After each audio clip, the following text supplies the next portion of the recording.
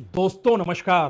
पहलगाम ना होता तो शायद हम ये कह पाने की स्थिति में होते ही नहीं कि भारत के भीतर कितने हजार पाकिस्तानी नागरिक रह रहे हैं। वो नागरिक वीजा लेकर आए हैं, वो नागरिक इलाज कराने के लिए आए हैं, वो नागरिक घुसपैठ के तहत आए हैं, वो नागरिक अरसे पहले आए लेकिन यहां की नागरिकता नहीं ली, पाकिस्तान की नागरिकता है लेकिन बरसों बरस से वह भारत में रह रहे हैं। राज्य दर राज्य जो कच्चा चिट्ठा सामने आ रहा है वो बता रहा है कि हजारों की तादाद में पाकिस्तानी नागरिक भारत में मौजूद हैं। यहां तक कि भारत की राजधानी दिल्ली में 5,000 पाकिस्तानी नागरिकों की सूची पुलिस के पास है। उसके दो हिस्से बांटे गए हैं, एक में 3,000, एक में 2,000। एक जिन्होंने लंबे वक्त का वीजा लिया और वो मौजूद हैं, और एक वह जो कई अलग अलग कारणों से यहां पर आए लेकिन यहीं पर हैं, यानी उनको बाहर निकाला जा रहा है। और कमोवेश यही स्थिति इस देश के तमाम राज्यों में है। यह भी पहलगाम से पहले किसी को पता नहीं था कि दरअसल जम्मू कश्मीर के भीतर या खास तौर पर घाटी में यानी कश्मीर में बड़ी तादाद में आतंकवादी संगठन अभी भी मौजूद हैं।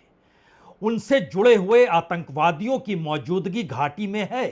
वो लश्कर तौयबा का हो या कश्मीरी रेसिस्टेंस का हो, वो हिजबुल मुजाहिदीन का हो या जैश ए मोहम्मद का हो, हर किसी की मौजूदगी घाटी में है जो इससे पहले कोई जानकारी नहीं थी। यानी एक झटके में पहलगाम में जो आतंकवादी कार्रवाई हुई, उसके बाद जब खुले तौर पर पूरे देश में आक्रोश पनप पड़ा और यह सवाल विपक्ष की राजनीति से लेकर देश के आम जनों की जुबान पर खुलकर आ गया कि अगर पाकिस्तान के खिलाफ कार्रवाई अब नहीं की गई तो फिर कब की जाएगी। क्योंकि इस देश के 1 दर्जन से ज्यादा राज्यों के नागरिक जो पर्यटन के लिहाज से पहलगाम पहुंचे थे, उनको मौत के घाट उतारा गया है, कोई भी कहेगा और कहा भी जा रहा है। और एक झटके में प्रधानमंत्री जब सऊदी से लौटे तो 5 बड़े निर्णय जो लिए गए, उसमें सीधे तौर पर पाकिस्तान के राजनयिक हो या पाकिस्तान को पानी देने का सवाल हो या फिर वीजा रद्द करने का जिक्र हो, या इस तरीके से जो भी कदम उठाए गए वो सीधे तौर पर पाकिस्तान के खिलाफ उठाए गए। लेकिन उसके बाद की परिस्थितियां बहुत साफ तौर पर बतलाती है कि इस देश के भीतर आतंकवादी, इस देश के भीतर पाकिस्तान के नागरिकों और इस देश के भीतर कोई भी पाकिस्तान से सूचना आदान प्रदान कर रहा है तो उसको लेकर तमाम इंटेलिजेंस सक्रिय हो गया। लेकिन बड़ा सवाल तो यह है कि सीधे तौर पर प्रधानमंत्री ने नाम पाकिस्तान का अभी तक लिया नहीं है। घटना के बाद उन्होंने पहली रैली बिहार में की और बिहार में बड़े जोशो खरोश के साथ उन्होंने इस बात का एहसास कराया भी कि आतंकवाद को दफन कर दिया जाएगा, उनके लिए कोई जमीन बचेगी नहीं, और वो अपनी आखिरी सांसें गिन रहा है। लेकिन उस आतंकवाद के आका यानी पाकिस्तान को लेकर एक भी शब्द नहीं कहा गया। और बात तब से निकलकर आज जब घटना के 120 घंटे बीत चुके हैं तो मन की बात प्रधानमंत्री ने जब कही तो उसमें भी न्याय दिलाने का जिक्र, न्याय जरूर मिलेगा इसका भी जिक्र, आतंकवादियों के खिलाफ कार्रवाई होगी इसका भी जिक्र, आतंकवादी के आकाओं को भी बख्शा नहीं जाएगा इसका भी जिक्र। लेकिन जिक्र कहीं पाकिस्तान का नहीं। और जब पाकिस्तान का जिक्र नहीं तो एक झटके में कई सवाल उठ सकते हैं। यह सवाल पाकिस्तान को लेकर, पाकिस्तान के तौर तरीकों को लेकर, और शायद अतीत में भी पाकिस्तान ने जो भी कार्रवाई युद्ध के तौर पर भारत के साथ की, और उस दौर के भारत के प्रधानमंत्री सबको याद कर लीजिए और फिर एक क्षण के लिए सोचिए। जब पाकिस्तान और पूर्वी पाकिस्तान के भीतर जब हड़कंप मची हुई थी और वहां पर पाकिस्तान की सत्ता का विरोध करते हुए मुक्ति वाहिनी बनाई गई, मुजीबुर रहमान को गिरफ्तार कर लिया गया मार्च के महीने में 1971 में, और जितनी बड़ी तादाद में उस वक्त पूर्वी पाकिस्तान जो अभी का बांग्लादेश है, वहां पर जिस तरीके से बंगला मुस्लिमों के खिलाफ जो कार्रवाई हो रही थी और उसमें बड़ी तादाद में भारत में लगातार शरणार्थी की तर्ज पर लाखों पूर्वी पाकिस्तान के बंगाली मुस्लिम्स भारत में आ रहे थे, तब इंदिरा गांधी ने अंतर्राष्ट्रीय मंच से और अंतर्राष्ट्रीय समुदाय को संबोधित करते हुए कहा था कि आपको समझना होगा क्या हो रहा है। ऐसा कत्लेआम और ऐसा मानवाधिकार हनन हम देख नहीं सकते, आप लोगों को कार्रवाई करनी चाहिए। किसी ने कार्रवाई नहीं की, किसी ने साथ नहीं दिया, और तब जनरल मानेकशॉ के साथ मिलकर इंदिरा गांधी ने प्लानिंग की कि किस तरीके से पूर्वी पाकिस्तान को आजाद करवाया जाए। और लगभग जो 13 दिनों तक का युद्ध दिसंबर के महीने में चला, जो 16 दिसंबर 1971 को बांग्लादेश मानचित्र पर एक नए देश के तौर पर उभरा, उसको उभरने से पहले भारत का विरोध करने की दिशा में दुनिया के वो तमाम देश थे जो आज की तारीख में प्रधानमंत्री मोदी से कह रहे हैं कि आपके साथ हम खड़े हैं, क्योंकि भारत के ऊपर आतंकवादी हमला हुआ है। और आज मन की बात में प्रधानमंत्री मोदी ने इस बात का भी जिक्र किया कि दुनिया भर से उन्हें तमाम देशों से फोन आ रहे हैं, मैसेज आ रहे हैं और कह रहे हैं, यानी भारत पर जो आतंकवादी हमला हुआ उसमें समूची दुनिया भारत के साथ खड़ी है। 1971 में भारत के साथ कोई नहीं खड़ा था। उस वक्त इंदिरा गांधी अपने बूते अपने तर्ज पर आगे बढ़ी और यहां तक कि अमेरिका तो खुल्लम खुल्ला विरोध कर रहा था। और उसने तो इस पूरे हमले को लेकर जो भारत ने पूरी व्यूहरचना बचाई और उसको बनाने को रोकने के लिए 7वां बेड़ा अमेरिका का चल भी पड़ा, लेकिन इंदिरा गांधी ने किसी की फिक्र नहीं की, क्योंकि एक बार वह गुहार अंतर्राष्ट्रीय मंच पर लगा चुकी थी। हमें लगता है कि आज शुरुआत में ही प्रधानमंत्री मोदी ने जिस बातों का जिक्र किया, पाकिस्तान का नाम नहीं लिया, लेकिन अंतर्राष्ट्रीय समुदाय भारत के साथ खड़ा है। मेरे प्यारे देशवासियों, नमस्कार। आज जब मैं आपसे मन की बात कर रहा हूं तो मन में गहरी पीड़ा है। 22 अप्रैल को पहलगाम में हुई आतंकी वारदात ने देश के हर नागरिक को दुख पहुंचाया है। आज दुनिया देख रही है, इस आतंकी हमले के बाद पूरा देश एक स्वर में बोल रहा है। साथियों, भारत के हम लोगों में जो आक्रोश है, वो आक्रोश पूरी दुनिया में है। इस आतंकी हमले के बाद लगातार दुनिया भर से संवेदनाएं आ रही हैं। मुझे भी ग्लोबल लीडर्स ने फोन किए हैं, पत्र लिखे हैं, संदेश भेजे हैं। इस जघन्य तरीके से किए गए आतंकी हमले की सबने कठोर निंदा की है। उन्होंने मृतकों के परिवारजनों के प्रति संवेदनाएं प्रकट की है। पूरा विश्व आतंकवाद के खिलाफ हमारी लड़ाई में 140 करोड़ भारतीयों के साथ खड़ा है। तो तमाम ग्लोबल लीडरान हो या दुनिया के अलग अलग देश हो, सभी ने भारत से कहा और खुद प्रधानमंत्री कह रहे हैं कि 140 करोड़ लोगों के साथ इस वक्त ग्लोबल लीडर भी जुड़े हुए हैं। यानी आतंकवाद किसी को बर्दाश्त नहीं है। और एक सच, कम से कम जम्मू कश्मीर के भीतर आतंकवादी घटनाओं की अतीत की फहरिस्त निकाल कर देख लीजिए, या मौजूदा वक्त में पाकिस्तान के भीतर जो हो रहा है और जो हलचल पाकिस्तान के भीतर दिखाई दे रही है, उसको अगर सुन लीजिए तो कोई भी कहेगा यह संभव ही नहीं है कि आतंकवादियों के पीछे पाकिस्तान की स्टेट पॉलिसी ना हो, पाकिस्तान की मौजूदा सत्ता सरकार सेना ना हो, कोई नहीं कहेगा। तब अगला सवाल यह होगा, तो प्रधानमंत्री ने अभी तक पाकिस्तान शब्द तक का जिक्र क्यों नहीं किया? समूचा विपक्ष सरकार के हर फैसले के साथ खड़ा है और अब तो विपक्ष की तरफ से बार बार कहा जा रहा है, हमला तो कीजिए, अटैक तो कीजिए, पाकिस्तान ऑक्युपाइड कश्मीर पर कीजिए। कल इस बात का जिक्र तेलंगाना के मुख्यमंत्री कर रहे थे, आज इस बात का जिक्र बंगाल के टीएमसी के नेता कर रहे हैं, अभिषेक बनर्जी ने भी कहा। यानी एक ध्यान दीजिए, तमाम विपक्ष सरकार से इस दौर में क्यों चाह रहा है कि वो कार्रवाई तो करे, और इस दौर में क्या प्रधानमंत्री पाकिस्तान शब्द बोलने से बच रहे हैं। क्यों बच रहे हैं? तो क्या इससे हटकर कोई अल्टरनेटिव सोच भी है? किस रूप में पाकिस्तान को खत्म करना है? क्योंकि पाकिस्तान की अपनी आर्थिक माली हालत इतनी बुरी है कि दुनिया के तमाम देशों से वो कर्ज में डूबा हुआ है। वर्ल्ड बैंक और आईएमएफ ने भी उसको बहुत पैसा दिया है। यह अलग मसला है कि दुनिया के तमाम देशों से वर्ल्ड बैंक और आईएमएफ का कर्ज है, लेकिन इन सब के बावजूद भी पाकिस्तान की आर्थिक स्थिति और सेना को ऊपर खर्च किए जाने वाला बजट भारत के सामने कहीं टिकता नहीं है।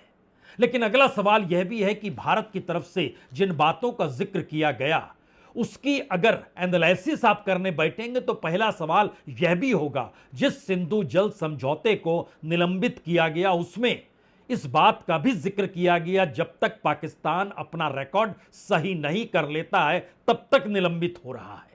लेकिन इस निलंबित की जगह पर क्या कल जो पाकिस्तान से खबरें आने लगी कि वहां पर पानी छोड़ा गया है भारत के जरिए और वहां के कुछ इलाके डूबने की स्थिति में है, भारत ने इनकार नहीं किया, भारत ने इस पर कोई प्रतिक्रिया नहीं दी। लेकिन इनकार करना और प्रतिक्रिया देना महत्वपूर्ण नहीं है। नदियां वही, पानी वही, उसकी धारा भारत से बहकर जा रही है। तो रणनीतिक तौर पर, कूटनीतिक तौर पर क्या यह कहा जाए कि भारत की तरफ से जो कहा गया कि हम एक्शन नहीं लेंगे, लेकिन इससे पहले यह देखेंगे कि सामने की तरफ से क्या किया जा रहा है, यानी इंतजार पाकिस्तान का हो रहा है। यह भी एक सच है कि हर कोई इस दौर में जानता है कि जंग को शुरू करना आसान है, लेकिन जंग को खत्म करना किसी के हाथ में होता नहीं है। और शायद देश के भीतर जो एकजुटता है, जो आक्रोश है, उस आक्रोश के पीछे कहीं ना कहीं वह आतंकवादी हिंसा है और आतंकवादी हिंसा का सांप्रदायिकरण भी है, जिसके खिलाफ लोग आक्रोश में हैं। इस दौर में हर कोई इस बात को लेकर नजर टिकाए हुए है, सेना क्या कर रही है, सैन्य अभ्यास कहां पर चल रहा है, सेना अध्यक्ष किनसे मुलाकात कर रहे हैं। सीडीएस आज दिल्ली में रक्षा मंत्री से मिले, अच्छा सेना अध्यक्ष क्या वाकई नॉर्थ ब्लॉक आए थे? ये तमाम बातें अपनी जगहों पर चल रही है और इसको लेकर मीडिया किन्हीं बातों का जिक्र सिस्टमेटिक तरीके से सेना को लेकर आवाजाही ना करे, इसका जिक्र भी किया गया। लेकिन इन सब के बीच आज ही नेवी ने सोशल मीडिया पर अपना ही वीडियो डाल दिया और भारतीय नौसेना का कहना है हम युद्धाभ्यास कर रहे हैं, और उनका बकायदा उन्होंने लिखा भी, कहीं भी कभी भी और किसी भी तरह देश के हितों की रक्षा के लिए भारतीय नौसेना तैयार है। और उसके बाद जिस वीडियो को जारी किया गया, एक क्षण के लिए 1971 और इंदिरा गांधी आपके जहन में आएंगी ही, जिन्होंने एक बात भी जिक्र नहीं किया कि भारत में कौन सी तैयारी हो रही है। जो मार्च में हमला होना था वो दिसंबर के महीने में हुआ। जनरल मानेकशॉ ने पूरी की पूरी एक बिसात बिछाई और बतौर प्राइम मिनिस्टर इंदिरा गांधी ने उस दौर में साथ दिया। जो विजय दिवस आज की तारीख में 16 दिसंबर को मनाया जाता है, वह दिन वही दिन है जब बांग्लादेश का निर्माण हुआ, या भारत के सामने 90-95 हजार पाकिस्तान की सेना ने आत्मसमर्पण कर दिया था। किसी भी सेना के किसी भी विंग ने, अगर आप ध्यान दीजिएगा, मार्च से लेकर दिसंबर तक कुछ भी लीक नहीं किया। लेकिन इस दौर में हमें लगता है यह तस्वीर देखनी चाहिए। यह मीडिया के लिए ही प्रस्तुत किया भारतीय नौसेना की तरफ से, बताया गया कि देखिए हम इस तरीके से युद्धाभ्यास कर रहे हैं, और जिस सोशल मीडिया में डाला गया वो दुनिया भर में नजर आता है। ऐसा नहीं है कि वो सिर्फ भारत में नजर आएगा।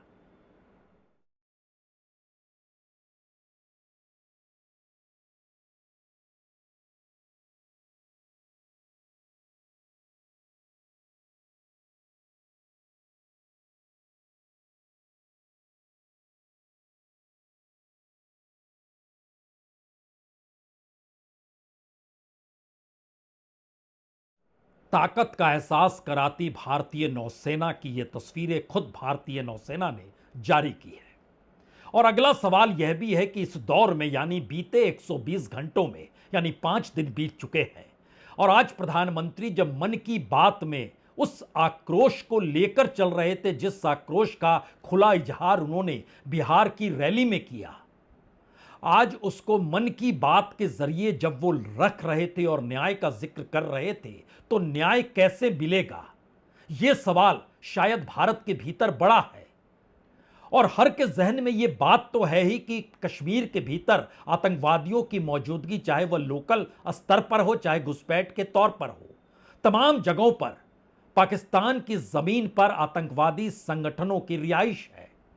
तो उससे हटकर आप कैसे कार्रवाई करेंगे, यह एक सवाल है।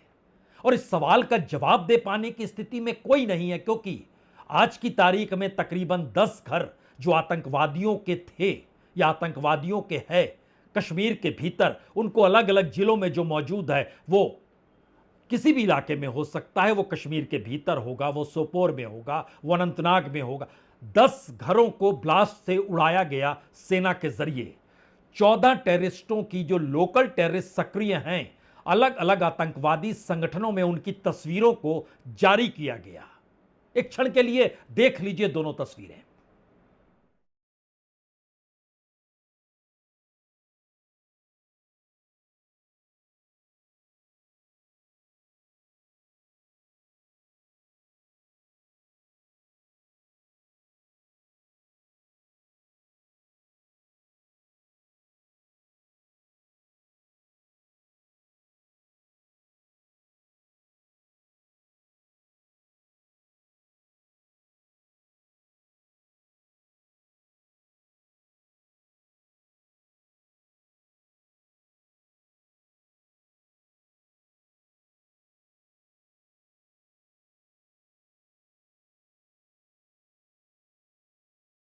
जाहिर है इन तस्वीरों को देखकर एक मैसेज तो साफ है। पहलगाम में हुए आतंकवादी हमले के बाद जो जानकारियां जम्मू कश्मीर के बारे में और देश के अलग अलग हिस्सों से निकल कर आ रही है अलग अलग कार्रवाइयों के बाद, वो मैसेज है कि पाकिस्तान की मौजूदगी भारत के भीतर आतंकवाद के तौर पर और एक सामान्य परिस्थिति में अपने नागरिकों के जरिए कैसी है। क्योंकि आज जब आखिरी दिन था जो पाकिस्तानी नागरिक भारत में थे, तो बॉर्डर पे उनकी लाइन लगी हुई थी, बड़ी तादाद में वो जा रहे थे। 272 का आंकड़ा सुबह ही आ चुका था जब पाकिस्तानी नागरिक यहां से रवाना हो चुके थे।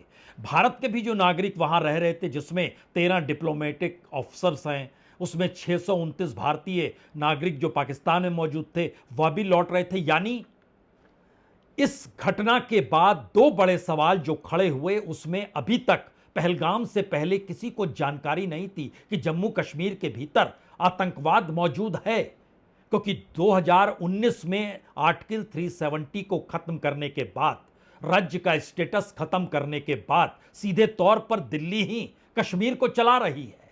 वहां पर उपराज्यपाल की मौजूदगी के जरिए ही पूरे कश्मीर को चलाया जा रहा है।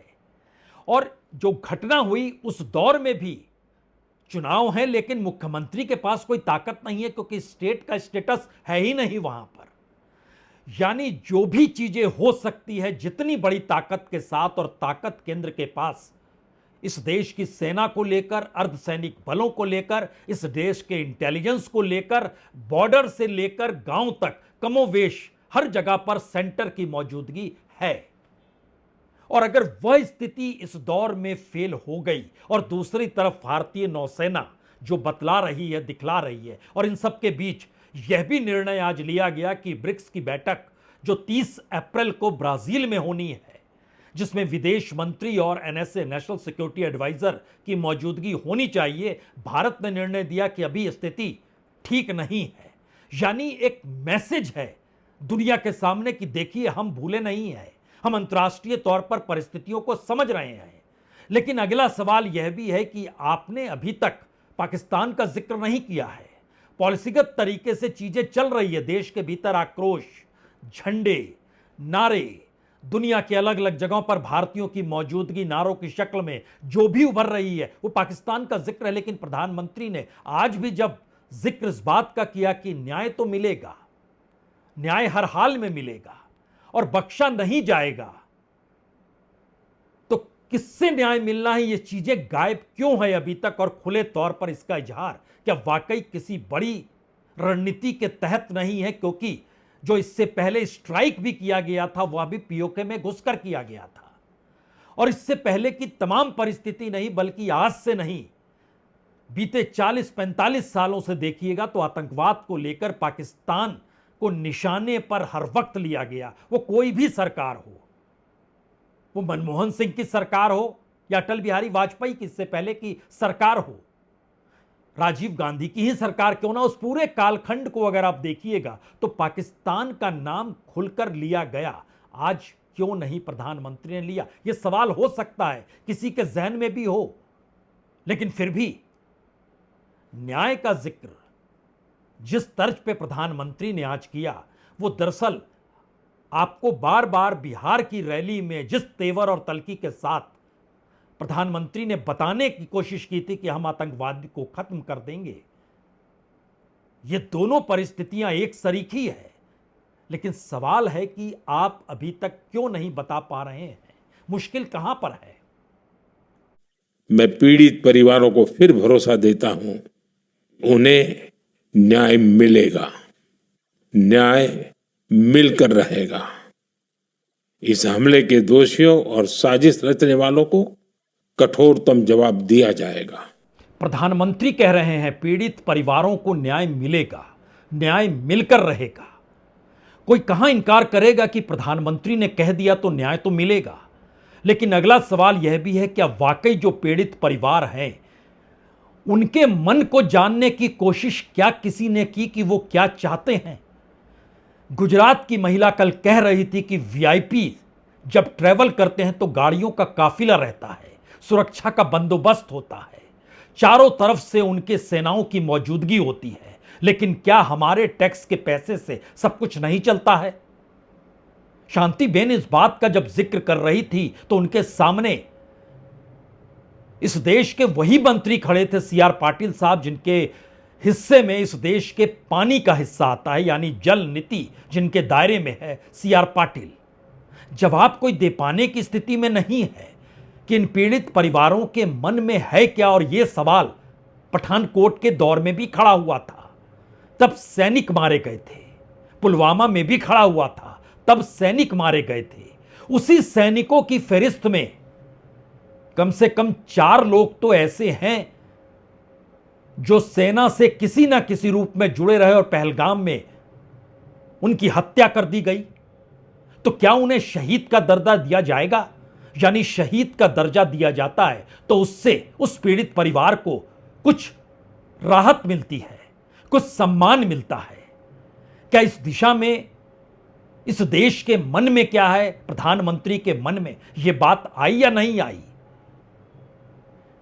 क्योंकि एक सैनिक जो नौसेना से जुड़े हुए थे, उनकी पत्नी कह रही है सैनिक का दर्जा तो दे दीजिए, कुछ सम्मान तो मिलेगा। और कैसे हम भूल जाएं, उन्होंने जो कुछ किया हर क्षण हमारे लिए किया, इस देश के लिए जिए, और ऐसे में हमको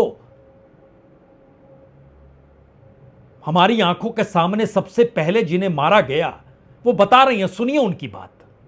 सरकार से सिर्फ यही डिमांड है, क्योंकि लोग ना, पुलवामा अटैक भी हुआ, 26/11 हुआ, लोग विक्टिम की फैमिली को भूल जाते हैं। लोग जाके पूछते नहीं है कि उनकी फैमिली क्या झेल रही है, क्या हो रहा है उनके साथ, वो सब भूल जाते हैं। और शुभम, हमारी फैमिली नहीं चाहती, और मुझे लगता है कोई भी नहीं चाहता होगा कि शुभम को कोई भूले। इसलिए मैं सरकार से सिर्फ ये विनती करती हूँ कि शुभम को शहीद का दर्जा दे दें, उसको याद रखें, उसकी वजह से हम शायद जो भी वो हमें देंगे हम उसकी वजह से जी पाएंगे।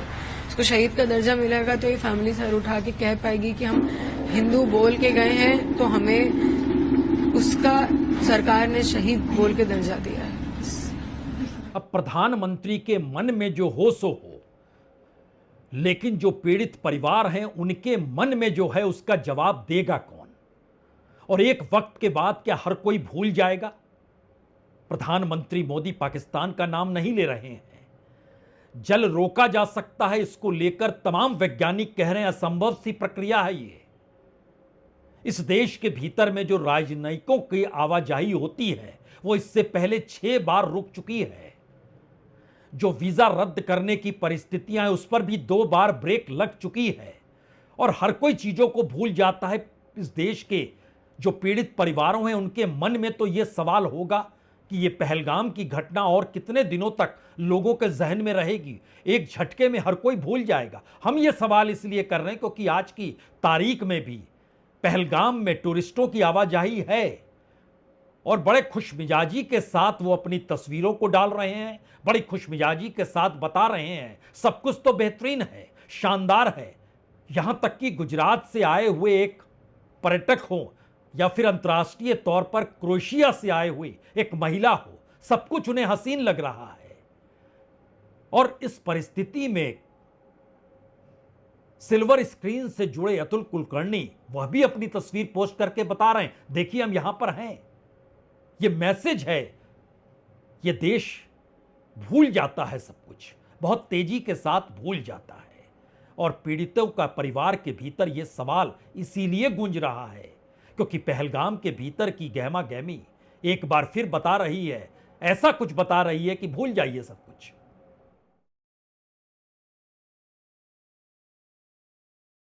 सूरत से आप पहलगाम में मौजूद हैं, कश्मीर घूम रहे हैं आप, कैसा लग रहा है कश्मीर में? कश्मीर तो बहुत अच्छा लग रहा है। अभी यहाँ पहलगाम में आए हुए हैं और हमको ये भी बहुत दुख है कि हमारे जो टूरिस्ट थे भाई, उनकी डेथ हो गई, उनका बहुत दुख है हमको। पर फिर भी यहाँ पे मार्केट वगैरह सब चालू है पहलगाम में, ऐसी कोई घबराने वाली बात नहीं है। यहाँ की इंडियन आर्मी है, यहाँ की सरकार है, वो हमारे साथ है। यहाँ की जो टूरिस्ट है, जो लोकल लोग हैं, वो भी हमारे साथ में है। वैसे तो कोई डर की बात तो नहीं है। मेरे को जो यहाँ पे आया हूँ जब से कोई डर की बात नहीं लग रही है। We are coming from Croatia and we are now 3 or 4 days here and we feeling very safe and your country is very beautiful and we haven't any problem in this staying here. Kashmir is beautiful, beautiful and safe for us. वाकई कश्मीर की वादियां बड़ी हसीन हैं। पहलगाम पहुंचे पर्यटक खुलकर ये बताने से सिर्फ 5 दिन बीते हैं घटना के, चूक नहीं रहे हैं। इस देश का संकट क्या सब कुछ भुला देने के लिए ही एक नए संकट को देखता है? क्योंकि हर किसी को पता है कि इस देश में आर्थिक माली हालत इस देश के लोगों की बद से बदतर है। वो चाहे रोजगार हो, चाहे कमाई हो, चाहे महंगाई हो, इन तमाम परिस्थितियों के बीच भी जिंदगी जीने के दौर में अलग अलग मुश्किल परेशानी हर के सामने है। लेकिन एक ऐसी घटना घटी जिसने इस देश और दुनिया के सामने शायद आतंकवाद को नए तरीके से रख डाला। ये तमाम परिस्थितियों के बीच सवाल बड़ा सीधा है, आखिर भारत की पॉलिसी टेररिज्म को लेकर पाकिस्तान को दायरे में लाती है या नहीं लाती है? एक के बाद एक घटनाएं होती है, उसमें न्याय क्या वाकई पीड़ितों के परिवारों को मिलता है या नहीं मिलता है? और जिसका जिक्र बार बार पाकिस्तान का नाम लेकर, पीओके का नाम लेकर इस देश में सियासत साधी जाती है, तो क्या उस सियासत को साधे रहना ही इस देश की राजनीति है या फिर राजनीतिक सत्ता ने अब निर्णय लिया है अब इस पे राजनीति नहीं होगी, समाधान होगा? तो क्या इसके लिए नाम ना लेना और नाम ना लेकर कार्रवाई करना? चलिए इंतजार इसी का करते हैं, शायद स्ट्रेटेजिक तरीके से कुछ और मथा जा रहा होगा। इंतजार कीजिए इस बात का, अभी तो सिर्फ 5 दिन बीते हैं। और मन की बात न्याय का संकेत खुले तौर पर दे रही है। और पीड़ितों के मन में क्या है, इस देश के मन में क्या है, क्या वो प्रधानमंत्री के मन में है या नहीं है, या उस स्क्रिप्ट को लिखने वाले लोगों के मन में कुछ और तो नहीं है? ये सवाल तो है। बहुत बहुत शुक्रिया, बहुत बहुत शुक्रिया।